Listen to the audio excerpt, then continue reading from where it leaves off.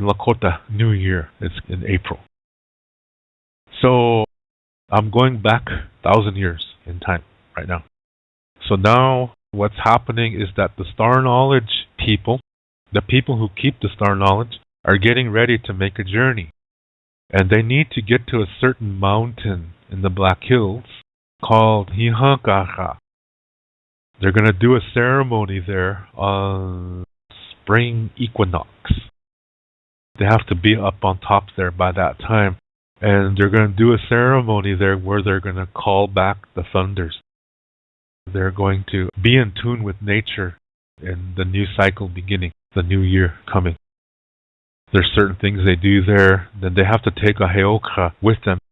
Heoka people are men that dreamt of the lightning and thunder, and it followed a certain protocol in the dream. And so that now they have to be heoka. That means they have to do everything backwards or opposite. They have to speak an opposite. They say the opposite of what they mean. They walk backwards, they dress backwards, their clothes are inside out. And they're really funny, yeah? See, they make you laugh, and laughter is cleansing your body. So this is part of the cleansing work that they do. And they're the ones that talk to the thunders. So they have to take at least one heoka up there spring equinox to this mountain called Hihankaha.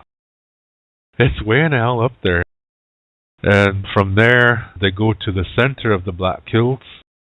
And I'll talk about that another time. But I'm just telling you, in the ancient world, what was happening at this time. And it's getting ready to start a new cycle, a new yearly cycle. So this is really, really an important thing that's going to happen. And it's going to culminate in summer solstice near a place called Mitakuyepi. And today in America, it's called Devil's Tower. This whole journey is going to end there. It's going to end summer solstice at this Mitakuyepi, or Devil's Tower, as they say in English. But Mitakuyepi, that doesn't mean Devil's Tower. Mitakuyepi is the Lodge of the Bear.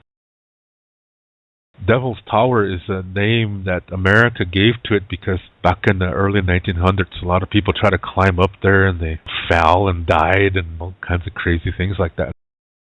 It's like the devil trying to fight you from getting up on top, so they called it Devil's Tower. This dualistic thing, there is no devil, there is no Satan, there is no God, there is no demons. There is the universe.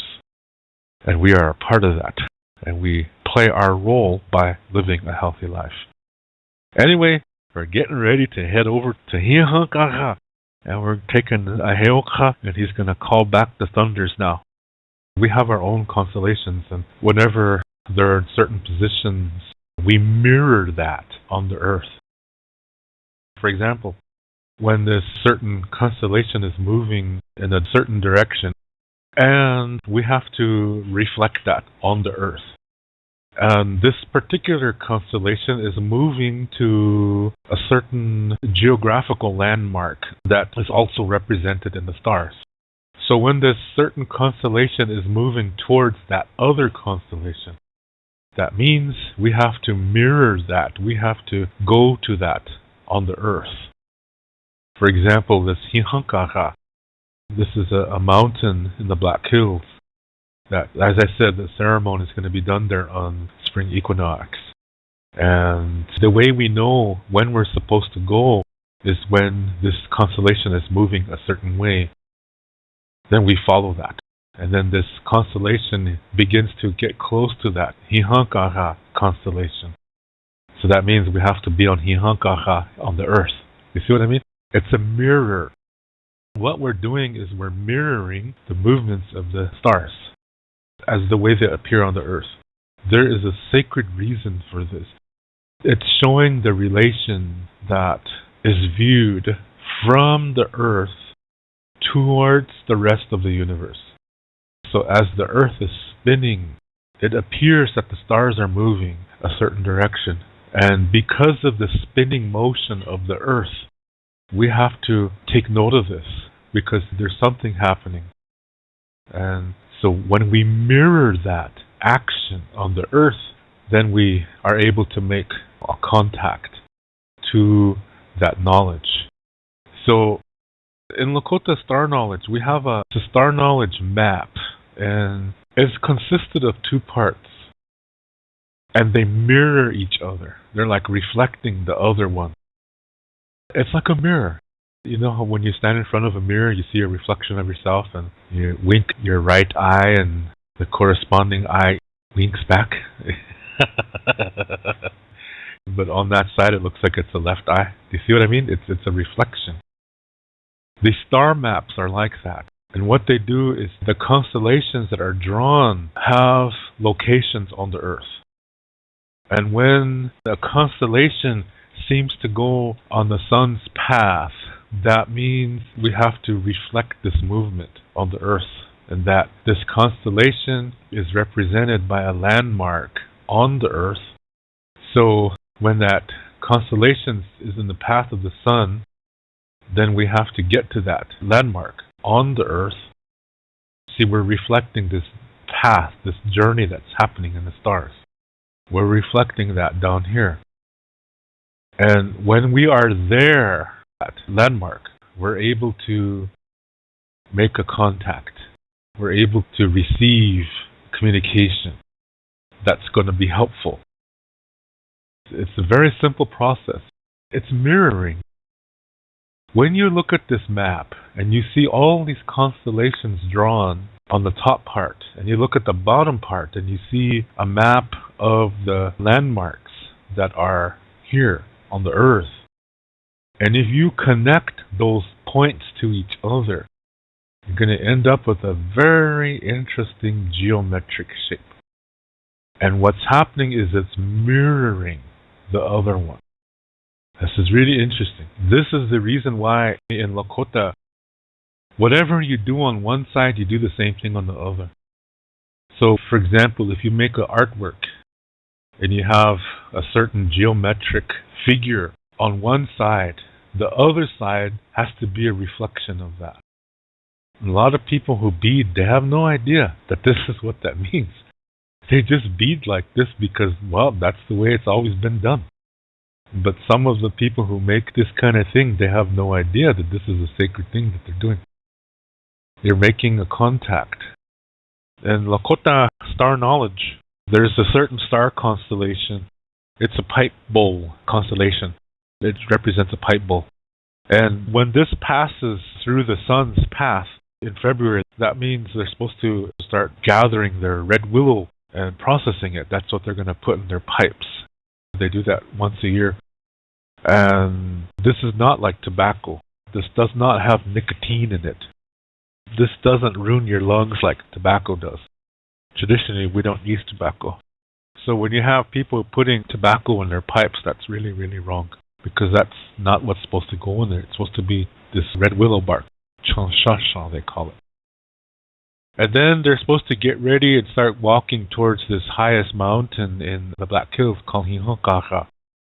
And spring equinox, like I said, long time ago, Lakota people would go up to the highest mountain in the Black Hills. Only certain people did this. It was mainly Heoka people. Heoka people, they are men that dreamt of the lightning and thunder and in the dream. It followed a certain protocol. And so that now they have to be Heoka. That means they have to do everything backwards or opposite. And sometimes it's quite comical what the result is. And they have Wakia, the thunder being watching over them. Wakia is female, but she also is male. And when she expresses her male side, then it is called Heoka. And this is why only men can be Heoka. And so these Heokas are going to be in this ceremony. Mainly it's supposed to be them doing this. So these Heokas go up there and they call back the thunders. They're associated with the thunder. So they're the ones who call back the thunders. They're getting ready for spring. Wakia and Heokas have to do with starting a new cycle, a new healing. And so this is why they're the ones who do this ceremony. They do that on spring equinox. As like I said, it's just a few people. It's not the whole nation. This is a several month thing that's going to happen here. What's going to happen next is they head into the center of the Black Hills. And in April, they're going to be doing a New Year ceremony. I invite you to come visit my website at wolakota7.com. You can see the address on the screen. And here you can learn about the books that I've written and also some of the services that I offer. For example, spiritual consultation and Lakota language lessons. And you can see the books that I wrote. And one of them, called Keya Mato Stone Hearts, I wrote with my wife. And if you would like to order these books or order any of my services, you can see all the information on the screen. And for more questions, please write to me at the email address that you see at the bottom right of the screen. Thank you very much for listening to this video, and I really appreciate your support of this channel. Also, thank you for the comments that you leave. I read them all and I really appreciate them. And if there's information here that can help you, then that's cool. And if not, then, well, that's okay too. And thank you very much for being a part of this community. I invite you to visit my other channel, which is called Lakota Language from the Heart. And I'm putting a link to it in the video description. So check out my new channel, which is exclusively about learning to speak the Lakota language from the heart. Everything is a circle. There is no end. So that's why we say until next time, which in Lakota is Doksha Ake.